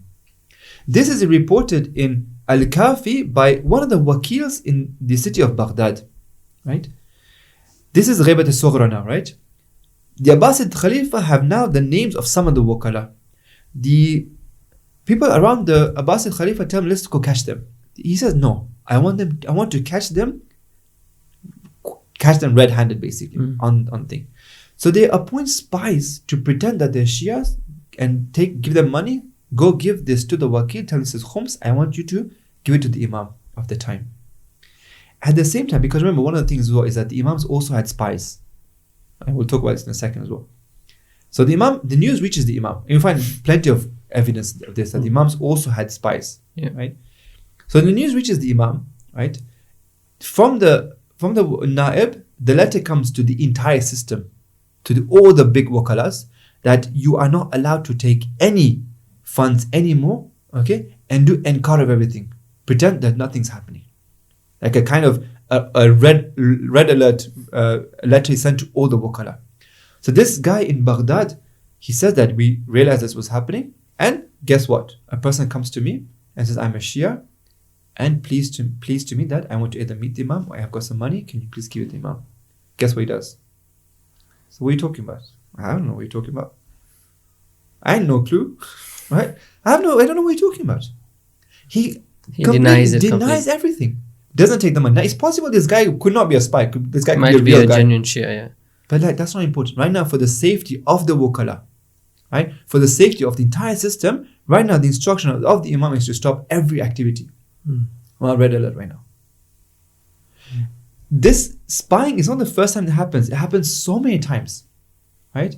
That the Abbasid Khalifa would send spies to try and find out what's happening. And the people, the Wukala, had to be very careful. And there are different ways to find out who this is a spy or not. Let's talk about Mu'alla ibn Khunais. Mu'alla ibn Khunais is a bab for the fifth holy Imam. And he's the fifth holy Imam, and at the time sixth Imam as well. He's one of the very important Wukala of the Imam. A lot of praise for him. Right? We have two views about him, but we also have a lot of very solid praise for him. Remember what I was saying about, it's not black and white as such, right? Mm-hmm. This person gets actually caught by, so something happens, he gets caught by Dawaniqi, right? Mansur Dawaniqi, the Abbasid Khalifa, he catches him through a person called Dawood ibn Ali, the police guard or the chief police at that time, catches Mu'alla, and Mu'alla is actually, so he tells Mu'alla, I want you to reveal all the names of the Wukala. And Mu'alla says that if they were hidden behind my feet, I would not lift my feet to tell you where they are, who they are. And you find this actually repeated many times as well, where when the Abbasid would catch one of the Wukala, or they would catch one person, one of the things they want to find out is that tell me the names of the people. I want the list. Just like we mentioned in the 12th Imam's story right now. They're after who is what's, they can't understand that the whole system running around, right? They've got news that, okay, something's happening, but want to know. So they catch this guy, right? And they ask him, like, reveal the names. And he's like, I'm not going to reveal. By no cost I will reveal. And he gets tortured and killed. And then he doesn't reveal.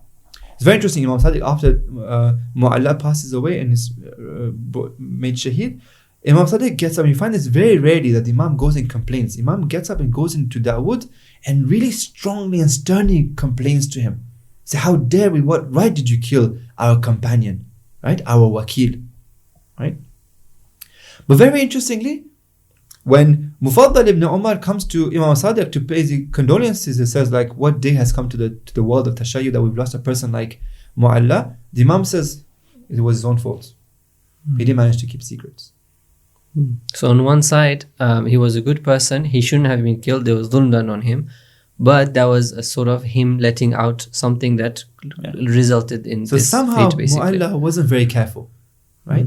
And because of that, he got killed. So the Imam obviously is very sad, very upset by one of his Shias, one of his wakils to get caught. But he's telling this companion, this wakil, why? Because I want you to learn. And actually, somebody else comes over. We have two reports. When another companion comes to the Imam to say that what happened to Mu'alla, and the Imam tells him as well, this was his own fault because he wasn't able to hide things. He's not saying this because he wants to talk bad about Mu'alla. He wants the wakala right now to learn. Guys, this system needs to be placed in a way that it remains secret. Secrecy is very important. Taqiyya is very important in the system. So you find, for example, in Mahasin, Kunna jama'atan inda Abi Abdullah fi manzilihi, where people at the manzil of Imam Sadiq alayhi salam. There's a whole story over here. This point is what I want to mention over here. The Imam tells his wakala, right, his people, that La tudhi'u amrana. Don't spread our amr. Remember we talked about what's amr. We mentioned about authority. Yeah. Don't spread it. Don't reveal it to others. Right? وَلَا تُحَدِّثُ بِهِ إِلَّا أَهْلَهُ. Unless it's somebody who is ahl, who is amongst you, has this wilaya, or has this understanding, he can understand exactly. this. Others don't spread it. Don't talk to anybody about it. Right? فَإِنَّهُ مُذِيعَ عَلَيْنَا سِرَّنَا أَشَدُّ عَلَيْنَا مَعُونَةً مِنْ عَدُوِّنَا. Because those who do this, they're actually worse than our enemies. It hurts us more that our Shias go and can't keep secrets. It's worse for us than our enemies. It causes more damage. So it's important to understand that this is not a matter of guidance or misguidance, right? It's not that Imam is saying deny them the guidance of our message. Yeah. It's this secret. Don't say the secret to them. Obviously, if you know that somebody is able to accept this understanding, then you give it to them. So this is something that needs to be paid attention to as well. And we have, the whole system is for that. It's for guidance, right? We have to sacrifice lives for guidance, and obviously guidance has to happen. But there's always the greater good, right? And there's wisdom in all of this. Yeah, definitely. So taqiyya is very, very essential over here. And I mentioned this point yesterday as well. We have to realize that it hasn't been easy for us to be able today to sit over here and be Shias, right? A minority group of people under such oppression and dhulm, to be able to sit over here and have all these what has come to us in terms of knowledge, in terms of the history that's come to us, basically. It's amazing. And people had to die for it. I mean, look at such a hadith. In Ghibat of Tusi, Muhammad ibn Faraj says, قال كتبت إليه, talking about Imam Hassan Askari, أسأله عن علي ibn Rashid وعن Isa ibn Ja'far ibn Asim وعن ibn Bandi. I asked the Imam, the 11th Imam, about these three individuals, the wakala of the Imam. وكتب إلي, and the Imam writes back to him, ذكرت ibn Rashid رحمه الله. You mentioned Ibn Rashid, may Allah have mercy on him. فإنه عاش سعيدا ومات الشهيدا. He lived a very beautiful life. He died as a shaheed. And you وَدَعَى لِابْنِ بَنْدِلْ وَالْعَاصِمِ, and you mentioned these two as well. One of them was hit by an iron weapon and killed. And the other one was lashed 300 times on top of a bridge, and then his body was thrown into the river. Right? The Dijla river. People lost lives. We talked about Mufaddal, we talked about Mu'alla, we talked about all these individuals, Abdurrahman ibn Hajjaj. They put their own life at stake in order to spread this message of the Imam, in order to carry out the mission of the Imam, basically. Basically, this thing hasn't really reached us so easily, right? People gave their lives for this. The system had lost a lot of their wukala, and the Imam was very sad about this. To ensure that this has happened, the Imam was very careful to protect the wukala. So, for example, we have stories where one of the ways Imam will protect the wukala is to help them when required. So, for example, we find that in a story where the Imam Jawad, this time over here, he prays for somebody because the person is Muhammad Hamdani. He writes to Katabtu ila Abi Ja'far, writes to Imam Jawad as-salam, Asifu lahu sun as-sami fiyya. There's a guy called Sami, he's pestering him. It feels like this Sami probably a spy from the Abbasid, kind of very close to getting realizing what's happening with this particular wakil of the Imam, Muhammad al-Hamdani. So he quickly writes to the Imam, says, I need help over here. This guy's pestering me. فَكَتَبَ بِخَطِّهِ عَجَّلَ اللَّهُ نُصْرَتَكَ مِمَّنْ ظَلَمَكَ وَكَفَاكَ مَعُونَتَ. So Imam prays for him, says, don't worry, it'll get solved. And actually it gets solved. Right? We find that in another story, Ali ibn Ja'far gets caught. Big companion, gets caught by Mutawakkil. Right? Mutawakkil swears and promises that he sends him in prison and he's going to kill him. Right? Somehow or the other, Ali ibn Ja'far manages to write to Imam Jawad. This is mentioned in Kashi. Imam Jawad receives a letter, realizes what happened. He goes on a Thursday night, makes a special a'mal, a special dua, by which Mutawakkil becomes ill, and in his illness, he instructs all the prisoners to get free. They mention him. Ali ibn Ja'far is also within them. He says, I don't care. Free him. I need to get better, basically. And this is how Ali ibn Ja'far is saved. So the Imam has got his attention on the wakala as well, that he gets involved in one way or the other to try and save them. The other way is obviously through taqiyya. So for example, we find that the Imam places Nuh ibn Darraj as a qadi, as a judge. Now, judge in that position. It's an important position in the government. Exactly. It's a very important governmental position. The qadi of the time is very important. So Nuh ibn Darraj, so this is mentioned in Najashi, he says about Nuh ibn Darraj, كان من صالح هذه الطائفة. So, sorry, this is mentioned in Najashi, عظيم المنزلة عندهما مأمونا وكان شديد الورع. وأبوه نوح بن الدراج كان قاضيا بالكوفة. So his father was قاضي بالكوفة وكان صحيح الاعتقاد. He was a Shia. So this wakil, Nuh ibn Darraj's father, is a qadi in Kufa and amongst the Shia. The famous example of this is Ali ibn Yaqtin. Ali ibn Yaqtin, what a companion, subhanallah. Like if you write a book about this person, you realize how amazing this companion is. He is amongst the highest wazir of the Khalifa, the Abbasi Khalifa, trusted by him, right? But he's a companion of the Imam Qadim. He's very much involved in transferring of funds, right? And the Imam tells him, I want you to be there. Even though Ali ibn Aqil says, I don't want to be over here. Why am I working for a dhalim, for a ta'ud? The Imam says, no, I want you to be there. Why? Because you're helping our Shias to this work. Through you, Shias are protected. Through you, the system is able to work very strongly, right? And so he does his best. And in this, you have stories about him. For example, very briefly, this is mentioned in Khara'ij, that the Imam, for example, tells him for a certain period of time, the Imam tells him, do wudu like the Ahl Sunnah. Why? Because Harun is becoming suspicious about you. Right? So Harun had spies for everybody. He even had spied for Ali ibn Yaqtin. Right? So a spy comes and says, look, we have suspicion that Ali ibn Yaqtin is involved in the system. Right? So Harun gets really upset, sends a couple of spies to him to make sure that to check, and they actually see that he's doing wudu like the Sunnah. He's like, no, this guy is safe. Right? Or in another story as well, we find that a slave complains to Harun, says that Ali ibn Yaqtin is a Shia amongst a very high level wakala. Harun doesn't believe in him.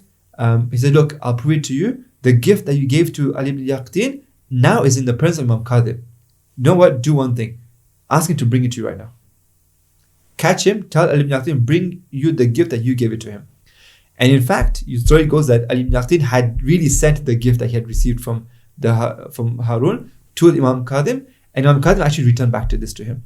And so when Harun comes and calls Ali ibn Yaqtin and says, can you bring me the gift that I give it to you? He says, no way, I'm bringing it to you. And he actually brings it.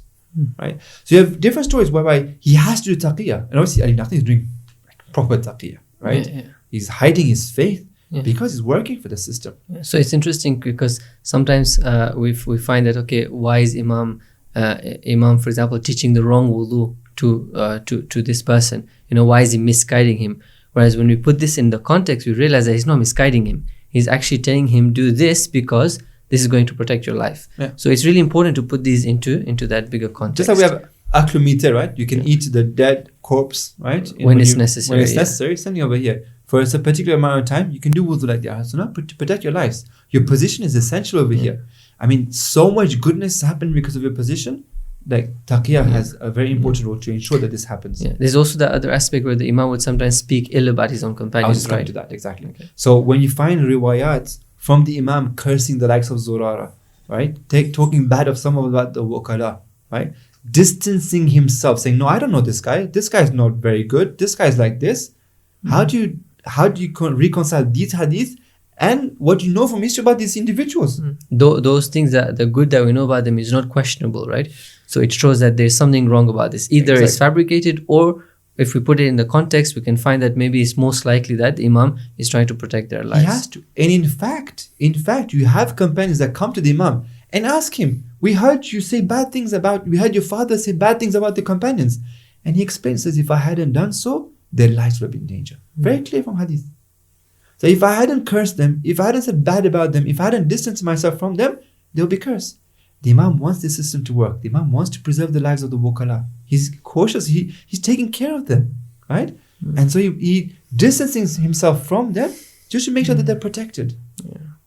It's essential. Otherwise, nothing works. It's a very natural system. Like, I'm not inventing something. No, the system is natural. It's just like it's so much like, before we think that it's all about, we don't see the Imams in this light of carrying out these kind of important systems. We always think that, it's all about rising and fighting. This is how to fight the oppressor. You rise and you fight and you die, and then the next Imam comes and so on. You don't realize that, there's other ways to tackle the zalim. There's other ways to go about it. It's not all about rising and with the sword, basically.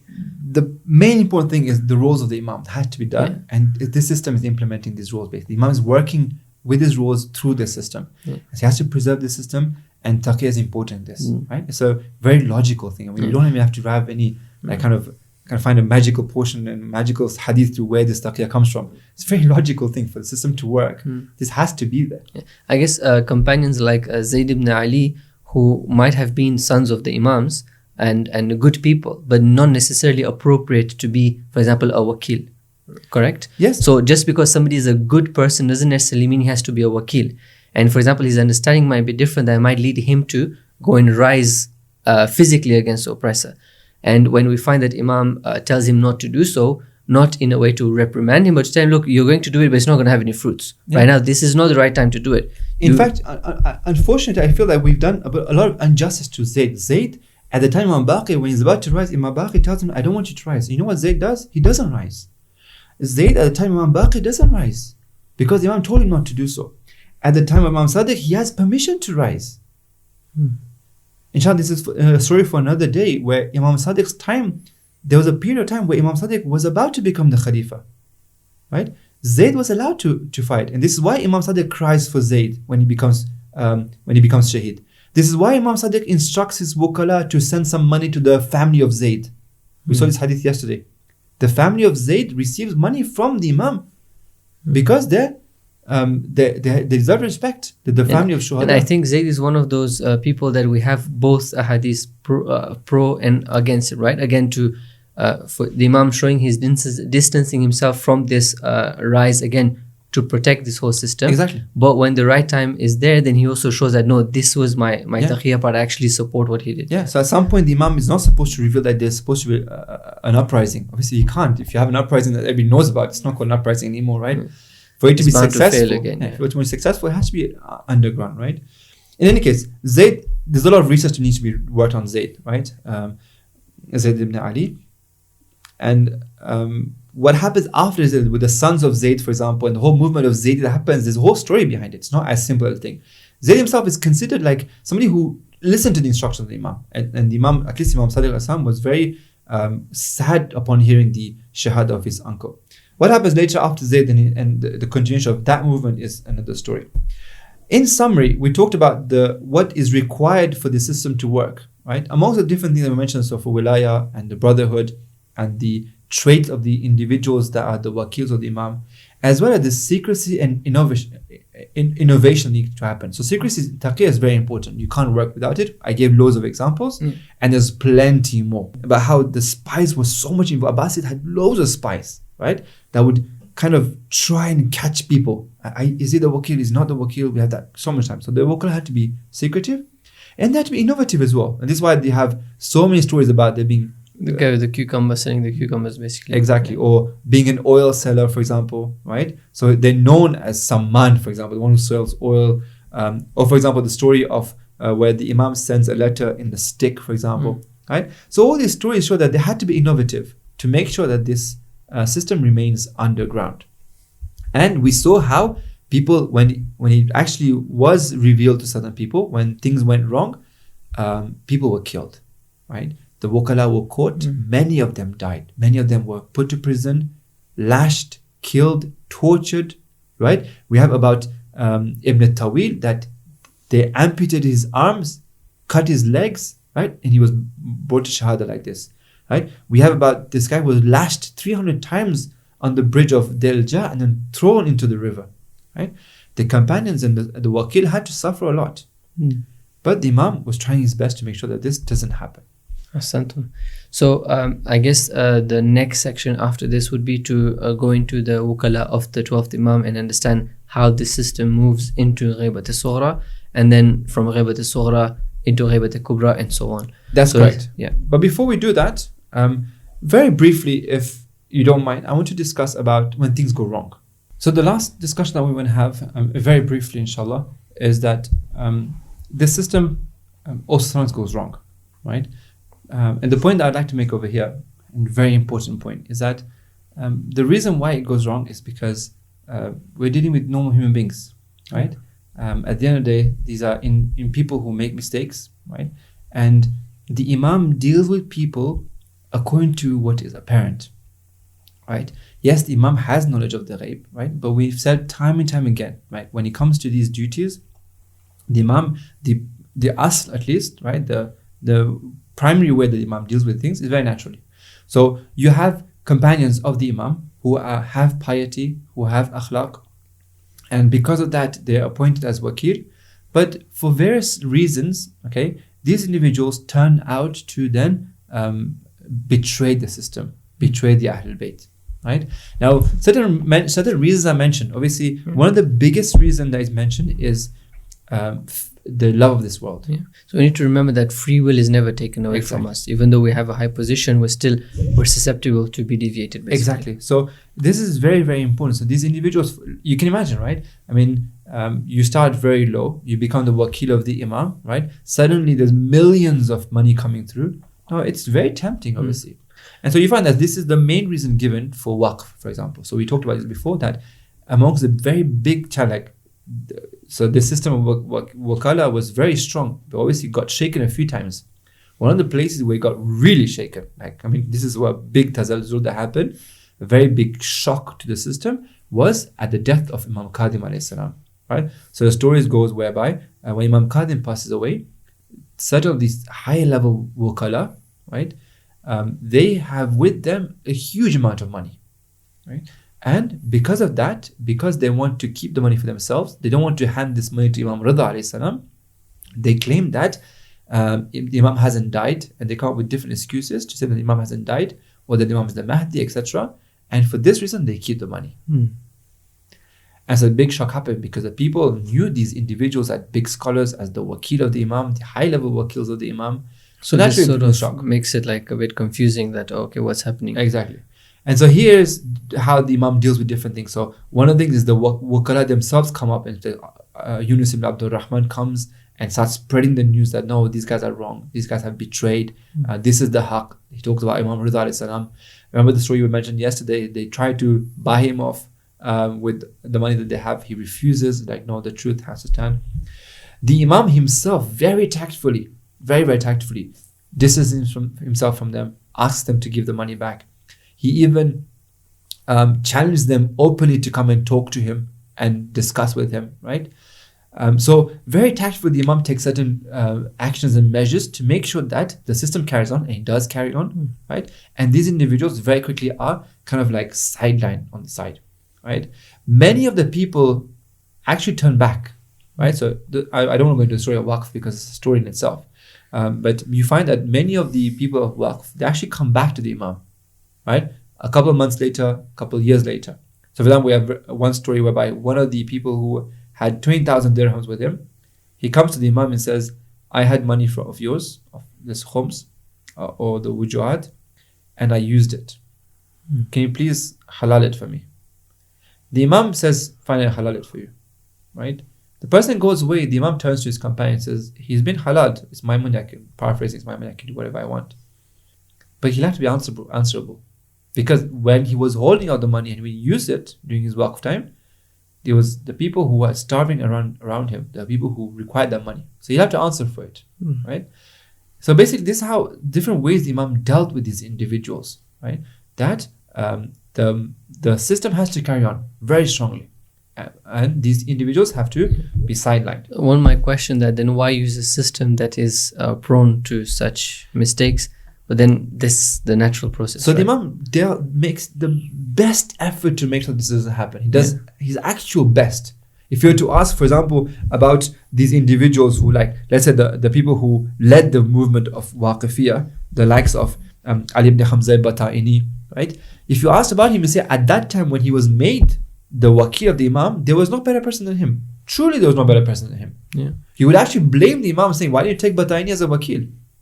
Right? So the Imam is doing his best to run the system in the best of ways, but based on the zahir, based on the normal ways. Yeah, and also the idea is not to employ angels to come into the work. We're employing human beings. Exactly. It's for their own tarbiyat and the tarbiyat of the people. And again, because it's based on free will, if a person, despite all the hujjah that's come to him, decides to turn away, well, this is the nature of free will, basically, in the natural world. Yeah.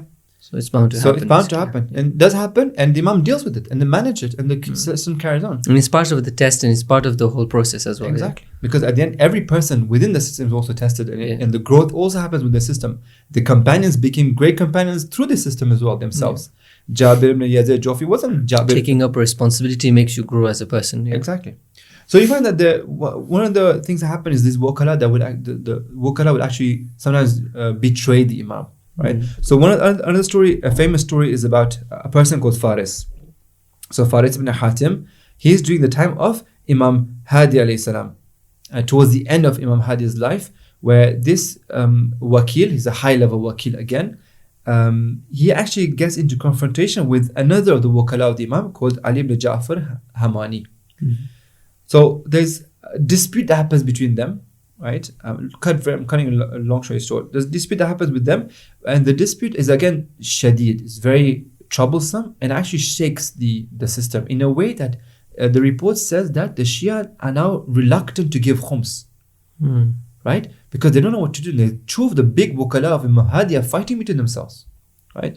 The Imam gets involved, but very tactfully, right? the whole story, like, I don't know, very summarized. It was very tactful. The Imam gets, first he sends a letter, takes the side of Ali ibn Ja'far, right? Very gently sidelines. He doesn't go straight on in, because he knows that if I straight on condemn Faris, for example, then there's consequences, right? People who are on his side, there's a lot of Shias that were on his side because he's a reputable figure. He holds a lot of money right now. We need to channel that money. He holds a whole region, right? So the whole money that's challenged through that region comes through him. I can't just throw him aside and... We'll have a Farisiya coming out. So so he very tactfully basically takes a few measures across time basically, and at the end he curses the guy openly and says Faris is not my wakil, very openly says that he's not my wakil, and sorts the system in a way that damage is controlled, right? And Faris is sidelined and the system carries on. So you find that there were certain of these circumstances where the wukala would actually hold off money, for example, or create trouble.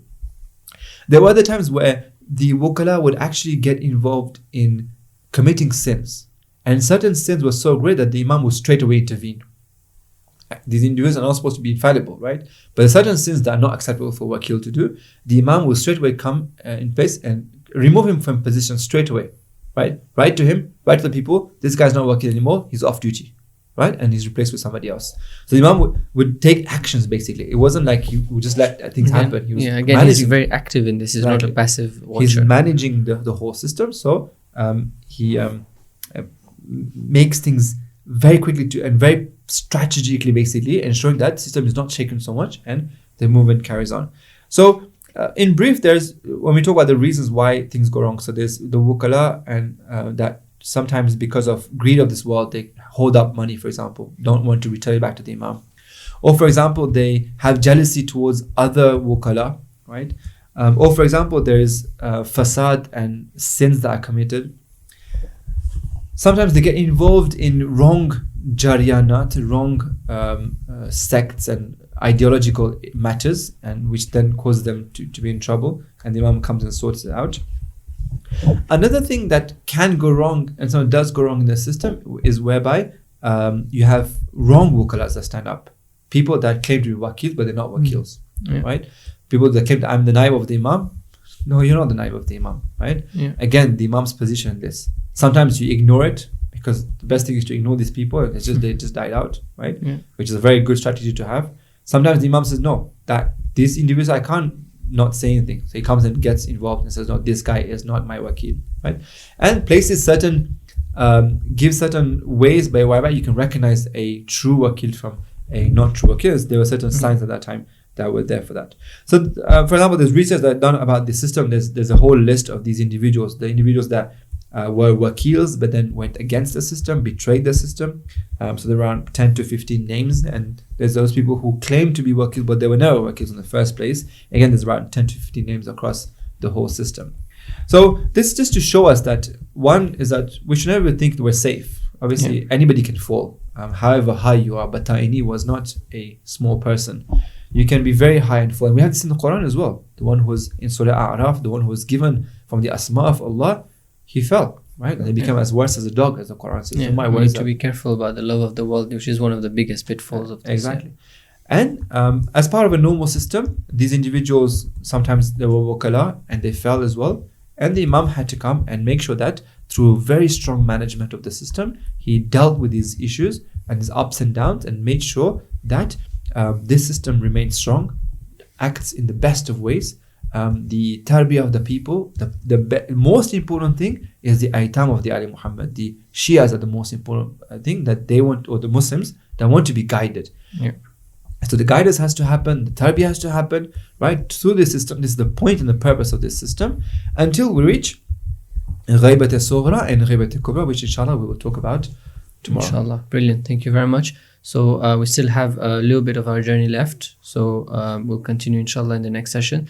So brothers and sisters, a lot of new information, a lot to think about, and very interesting stories and insight into the lives of our companions and how the Imams were active and their relationship with these companions and how they dealt with the system. It really makes the Imams feel more human and more relatable to us. whilst at the same time being great role models. So a very insightful discussion. Thank you very much, Shaykhana. And we'll continue with this very interesting discussion in the next session. So until then, Assalamu alaikum wa rahmatullahi wa barakatuh.